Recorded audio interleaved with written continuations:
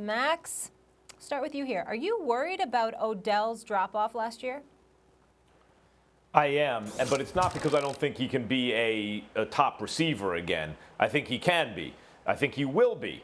It's that Odell was historically great. Odell had a chance, and maybe eventually we'll look back and say the personality makeup was not there to be the GOAT, right? But he had a chance to be the best who ever did it. He had a chance. He started his career. Guys, do you realize by the time he was 24 years old, or before he was 25 years old, he'd caught over 4,000 yards of passes. He'd caught 35 touchdowns, and we're not even talking about 16 times 3 games. He missed a bunch of games, with 4 in his rookie season and another in his second season. You're talking about a guy who was doing things really no one else had ever done. And that was just statistically. The eyeball test said, that's different. It's different. Even than Julio Jones, even than Antonio Brown, than Dez Bryant at the time, it was different. Now, you take a look, and he's 27 years old, and he caught 4 touchdowns last year. In the last couple seasons, because of whatever reasons, right, including missing a few games, including playing on a bad team, and then a team that seemed a bit dysfunctional, 1,000 yards, 4 touchdowns. I mean, when you've kind of have that kind of talent, that kind of transcendent generational talent, and you just wind up, let's say he winds up being he went to 6 Pro Bowls or something like that. That's a tremendous underachievement.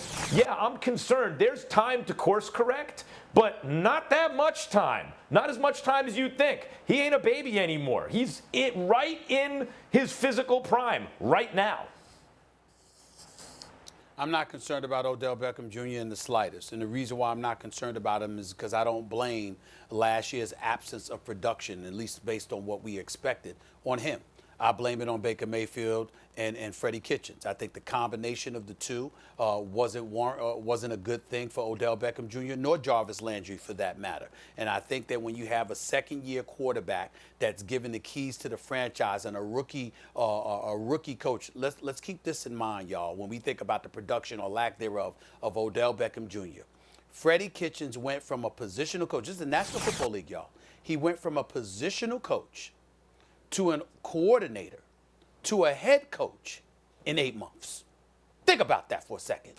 I mean, this dude was a puppy in this industry. I think it almost ruined the career of Freddie Kitchens because he was clearly in over his head and he wasn't ready because he was elevated to a level of his own incompetence at that particular moment in time. You just don't do that to any coach in the profession, even college coaches. I might not like the fact that Cliff Kingsbury is a coach in Arizona because I don't think he deserved it. Because as a collegiate coach, he finished 35-40. All right, he had about 4 losing seasons in 6 years. The last 3 years were losing seasons. He hadn't had a winning season since 2016. But my God, at least he was a head coach.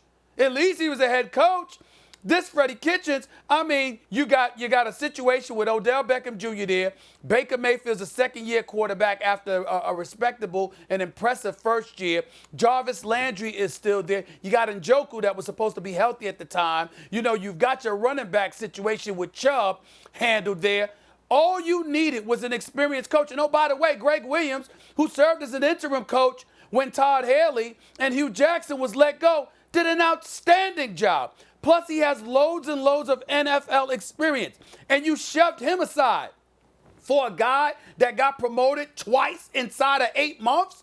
That's not Odell Beckham Jr.'s fault. He's a victim in all of this. I believe that Odell Beckham Jr., if he was in a better situation, he would have looked considerably better, and we wouldn't be having these discussions that we're having about him right now. But unfortunately, he was put in a bad situation, a bad spot, which was evidenced by the fact that the coach is gone, the general manager is gone, you got a new GM, you got a new coach, you got a new system in place right now. That's evidence that the people who were there had no business being there, and that's not true. Odell Beckham Jr.'s fault. That's true, but it doesn't get around the fact that now for 2 different franchises over his last 28 games, he just caught 10 touchdowns, Stephen A. That's dependent on other factors too, including coaching, and they weren't good situations, and it's not like I'm blaming Odell, bad Odell. But that's the fact of the matter. That's like a touchdown every 3 games, give or take. His first 43 games, he caught 35 touchdowns. That's close to a touchdown every time he takes the field. I mean, that's a big difference. It cuts by almost a third over the last 2 seasons, spanning 2 franchises. My point is, and back then he was a baby, 22, 23, 24. Oh my God, what are we watching? The guy who's going to go down as challenging Jerry Rice for the best ever? And now we're looking at a guy, boy, he's going to be 27, 28 years old. He's got to get this thing back on track. So yes, I'm concerned. Thanks for watching ESPN on YouTube. For live streaming, sports, and premium content, subscribe to ESPN+.